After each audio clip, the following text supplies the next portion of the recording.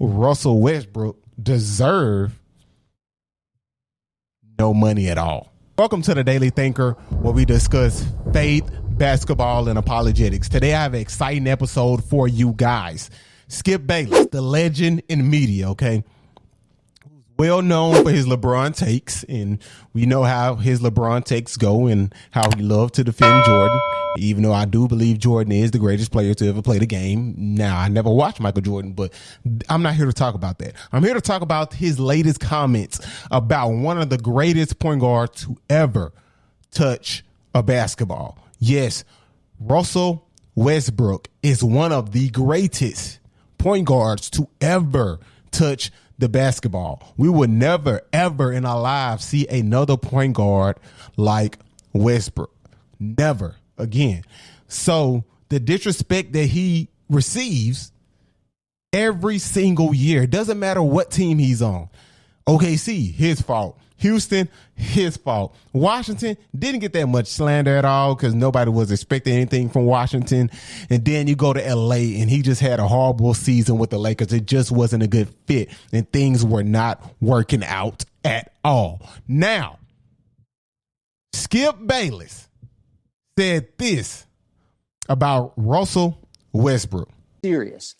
Are you sure another team would sign Russ for virtually nothing? I don't even know. The rules would require you to pay the minimum for him. Yes. And I don't know if that would dilute a little bit, if that would subtract some off the number that Jeannie owes him. Right. Not sure exactly how that works. But the point is, would anybody want Russ for free? Anybody out there? I think somebody would want him for free. Okay. Like $3 million. I mean, I don't even know what vet minimum is. $2-3 million, maybe $5 million. Okay, I don't. Listen, that tape was so damaging last year, and it was for the whole year. It never subsided. It wasn't like he was just in a slump during the January, February.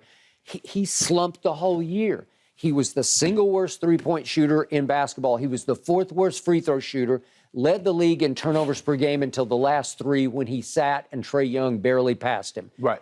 It's a horrendous combination of negatives that are hard to overcome. And as you continue to say, you want to talk about wild, bad hands. He just got he couldn't finish anything at the rim. He would just lose the basketball at the rim. Yes. Well, if you carefully watch the tape from last year, what team could use that? None. Nobody. Because he's not going to change his mindset, his head strongness. Right. He still thinks he's Russell Westbrook. I don't think people want Russ.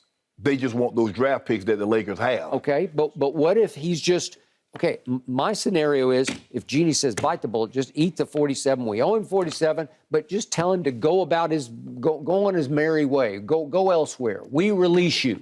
He would not take Russell Westbrook for free. And you heard Shannon's remarks after he said that. Like, man, are you serious? When you wouldn't take him for free? So 29 other teams would not take him for free. Even to say Westbrook is playing at a level to get the mid-level exception. This is what happens when you spoil people, okay? Westbrook, he spoiled us with a triple-double and the amazing games he had and the amazing play he had in Houston when he was with OKC when Kevin Durant left, and also in Washington the year before he went to LA. And so now he's averaging at the end of this season 18, 7, and 7. If that's anybody else, any other point guard, just think about it. If that's any other point guard in the NBA, we are looking at that point guard like, man, this dude is a killer. He's the top point guard in the league, and we won't talk down on them. But Westbrook, since he spoiled us for so many years with triple-doubles, with amazing play, we take it for granted. And you hear people say things like this: I wouldn't take him for free. Westbrook was in a bad spot last year. Let's just be honest. Be honest with yourself. Sit back, think, relax, and ask yourself, the position Westbrook was in, was it a good position for him to be in? To be with LeBron James, who's ball dominant, who needs the ball in his hands, and Anthony Davis, who continues to get hurt? You don't have a steady lineup. It seems like you and the coach cannot get along. But then you expect me to put up 25, 7, and 7 and shoot 48% from the field and shoot 37% from the three?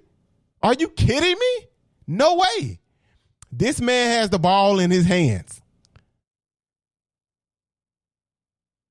Not that much. Not a lot. Russell doesn't have the ball in his hands a lot. Not at all. Because LeBron needs the ball. So you asking a guy who was already not efficient from the field to shoot efficient from the field, even though he's not getting a lot of touches. So you expect Westbrook to shoot 10 shots a game and shoot 70% from the field, 60% from the field. No, he's not that type of guy. Give him the ball and let things happen when he has the ball. And that can work with LeBron James. I do believe that. But the main piece here is Anthony Davis. Can Anthony Davis stay healthy? When Westbrook and Anthony Davis played together, of course, they were playing great. They won a couple games. One game, I remember one night they played against the San Antonio Spurs, and, you know, him and AD just took over. It was no LeBron, though. So Westbrook and LeBron have to find a way to make things match. And I think a way that they can make things match is Westbrook. He has to understand, I won't have the ball in my hands that much. And I'm fine with that. But the coach has to instill some type of trust or build. No, he has to build some type of trust with Westbrook. Literally, he has to build trust with Westbrook. Frankie V had no trust with Westbrook at all. None. He didn't trust Westbrook at all. So you asking him to go on the court and perform. You don't even trust him to perform on the court. Are you kidding me? Are you serious? But you want him to perform, but you don't trust him at all. So Westbrook never, ever gets critiqued in a fair manner. Now, I am saying he can clean up the turnovers. Did he shoot horrible from the field? Yes. Did he hit a backboard a lot? Yes. Did he airball a lot? Yes. But to me, something had to happen in that locker room for Westbrook to be playing that bad. I believe it was his confidence.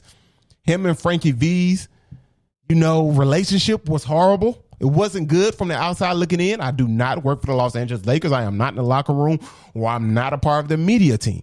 But just from the outside looking in, it seems like, to me at least, that Westbrook and Frankie V did not have a great relationship.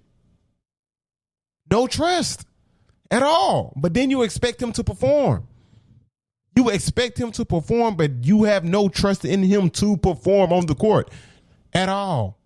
And he barely has the ball in his hands, but you're asking him to shoot such a great percentage from the field. And now you have people saying things like, I wouldn't take him for free. If any other point guard in the NBA was putting up the numbers that Westbrook was putting up, people would trade multiple draft picks. People would trade other players for that point guard. In today's time, might get a max deal. Think about it.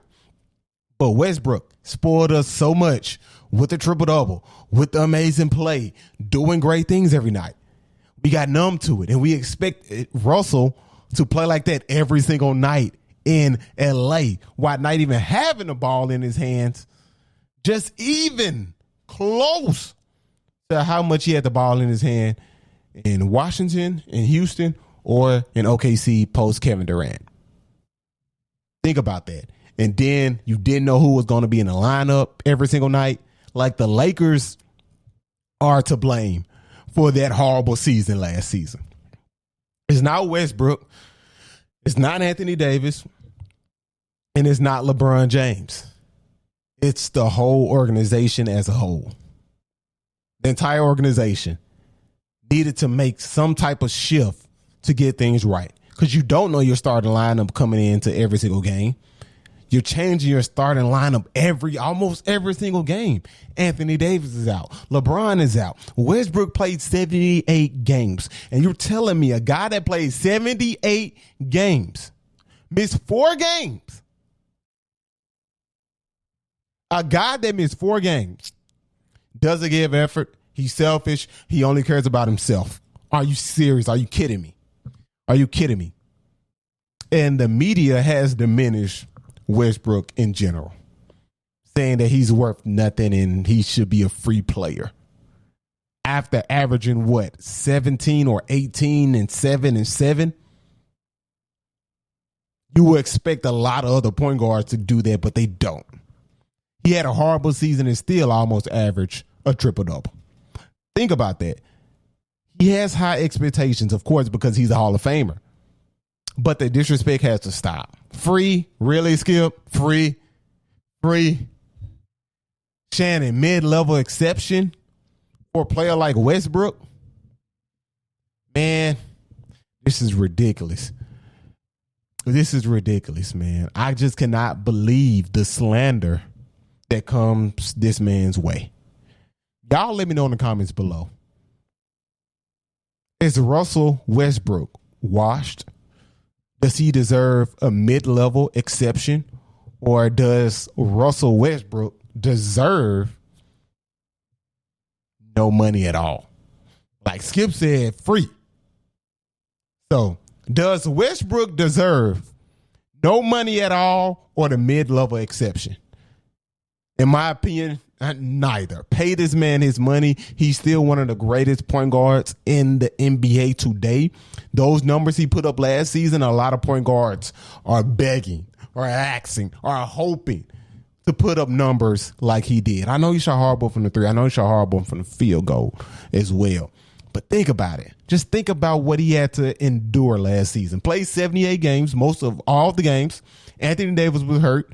LeBron was hurt, and the lineup continued to change night after night after night. And then him and Frankie V did not have a great relationship. Think about that before you start spewing all this Westbrook slander. Please, just look into it. Look into the evidence, please.